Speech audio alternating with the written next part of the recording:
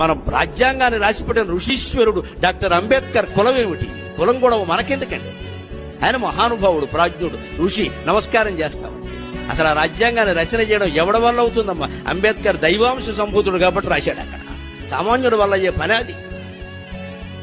రాజ్యాంగ కమిటీకి ఆయన ఉండే, ఆయన రాశాడు కాబట్టి ఇవాళ రాజ్యాంగాన్ని మనం అనుసరిస్తున్నాం. లేకపోతే ఏముంది ఇక్కడ చెప్పుకోవడానికి? అందరికీ ఇవాళ కులాలు అంటగట్టారు, మహానాయకులకు కూడా. ఈ కుల వ్యవస్థని, కుల పక్షపాతాన్ని, కుల సంకుచితత్వాన్ని యువతీ యువకులే తీసేయగలరు. ఖచ్చితంగా పెద్దాళ్ళు అంగీకరించే విషయం కాదు ఇది. అందుకే నేను యువతీ యువకుల సభలోనే చిన్నవాళ్ళైనా నమస్కారం పెట్టి కోరుతున్నా, ఈ కుల పిశాచాన్ని దేశాన్ని నుంచి పారద్రోలి బంగాళాఖాతంలో కలిపేయండి. భారతదేశం బ్రహ్మాండంగా ఉంటుంది, ప్రతి రాష్ట్రము బాగుంటుంది.